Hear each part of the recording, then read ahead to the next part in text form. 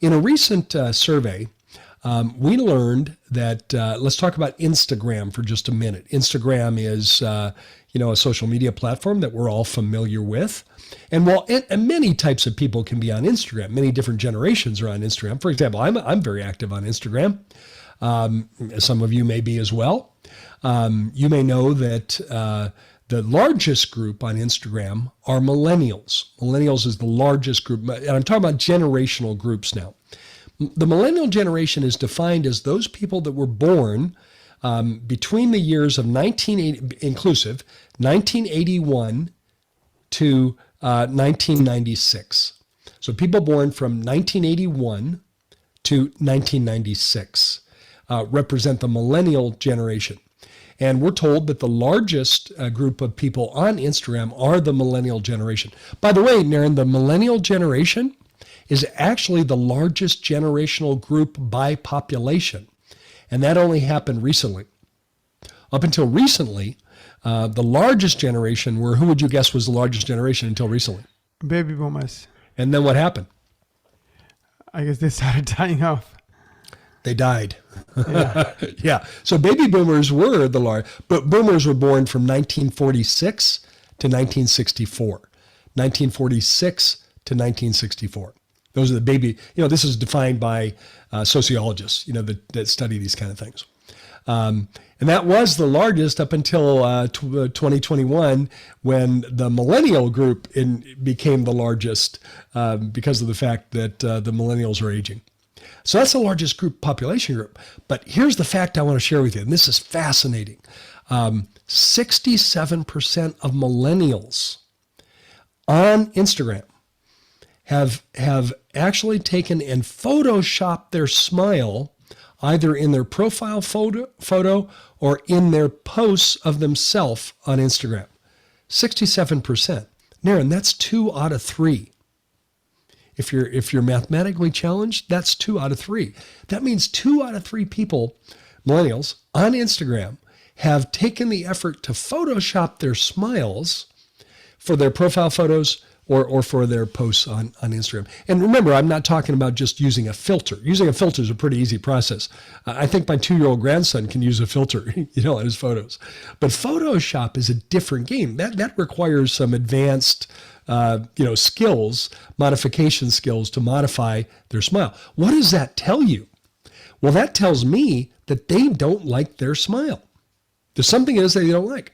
It might be color, it might be crowding, it might be spaces, it might be shape of teeth, but they don't like them.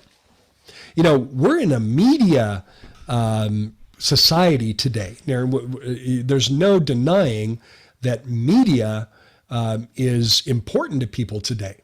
Right? And Yes. the media is everywhere. It's on our phones. It's in our social media platforms. It's everywhere. And so people are more tuned into their appearance than they ever have been because of the way we use media so much to communicate with others. And the fact that 2/3 of the millennials don't like their smiles makes me think we're about to experience a coming boom in interest in cosmetic dentistry from a generational group that historically has not been, we've not really paid much attention to when it comes to cosmetic dentistry. Now, some of you have, but I'll bet if you look at the cases you've done in your practice.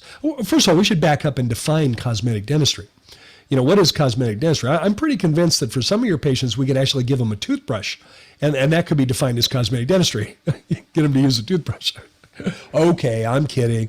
What is cosmetic? I think of cosmetic dentistry as a lot of things. But what I think is kind of the flagship service we can do with cosmetic dentistry is a lab fabricated porcelain veneer case. Lab fabricated porcelain veneers. What we would like to call smile design. That would be 8 or 10 units, typically upper anterior, although it could be lower. That's the term that we call smile design. That's one of the main services in what I would call cosmetic dentistry. I would also think of adult orthodontics as another big branch of cosmetic dentistry services, whether we're using an aligner like Invisalign or maybe a short-term bracket solution like 6-month smiles. I would think of adult orthodontics as another big category of cosmetic dentistry.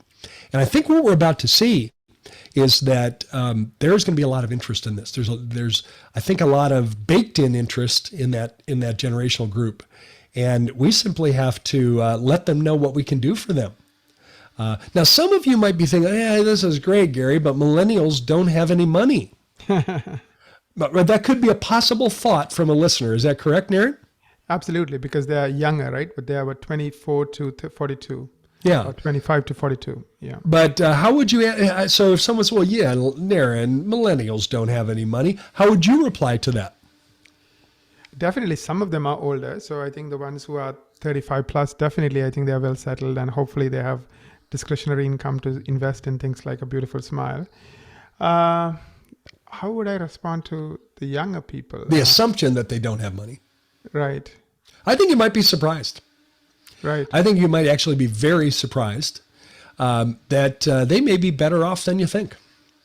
In fact, some of them Maybe they have rich parents. That's what. maybe they've inherited. Let's face it. Yes. Why did the largest generation change from baby boomers to millennials? Because they started dying off. And what happened to the resources?